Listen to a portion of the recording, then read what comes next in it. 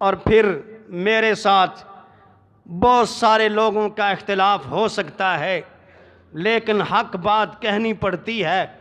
جب میں ایمان کی تعریف کرتا ہوں، معاف کرنا، آپ کے یہاں کے جن کو آپ نے ولیوں کے سرٹیفکیٹ دیے، ذرا ان کے ایمان کو جھنجھوڑنا، کیا اس تعریف پہ پورے اترتے ہیں کہ نہیں اترتے؟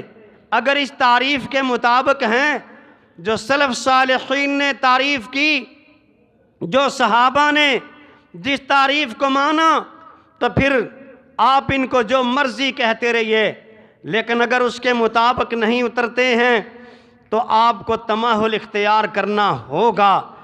آپ مجھے بتلائیے، کہنے والا ایک اپنی تقریر میں کہہ رہا ہے لوگ ہمارے ولیوں کے ڈھول کو سن کے مسلمان ہو گئے، کوئی کہتا ہے ڈھول بجانا سنت ہے۔ یارو، اگر یہ ڈھول بجانا سنت ہے، ڈھول کو بجا کر کے مسلمان کر لیتا ہے، تو پھر اس ایمان کے بارے میں کم از کم میری تشفی نہیں ہے، مجھے تو تسلی نہیں ہے۔ ایمان کی تعریف بھی اپنے ذہن میں بٹھانا۔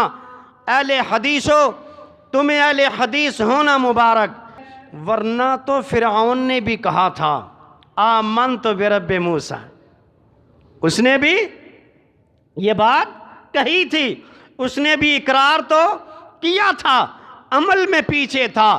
ہمارے اس ملک کے اندر جو ہوا چلتی ہے وہ ایمان کی کمی اور زیادتی کو نہیں مانا جاتا۔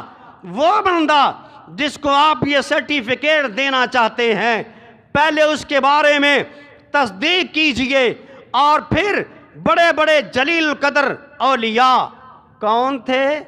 صحابہ۔ کون تھے؟ صحابہ۔ صحابہ کے بعد کون تھے؟ تابعین تھے۔ صحابہ کے بعد کون تھے؟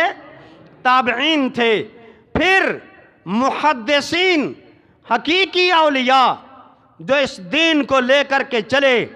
اور مزے کی بات یہ ہے، آپ پورے پاکستان کیا بر صغیر میں چلے جائیے، جہاں جہاں بھی اولیاء اس ملک کے اندر ہیں، ہم ان کے لیے دعا کرتے ہیں اللہ ان پہ اپنی رحمتیں نازل فرمائے۔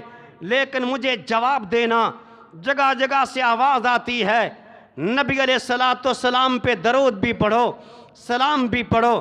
وہاں قوالی ہوتی ہے اور اس قوالی میں شرک آتا ہے۔ حقیقی ولی محدثین ہیں، جب آتے ہیں مسند پہ آ کر کے بیٹھتے ہیں۔ یارو، وہ بڑے نام تو ایک طرف، چھوٹا نام ذکر کرتا ہوں۔ بھائی سردار صاحب جب آ کر کے صبح 8 بجے مسند حدیث پہ بیٹھتے ہیں تو کیا کہتے ہیں؟ سمعت رسول اللہ صلی اللہ علیہ وسلم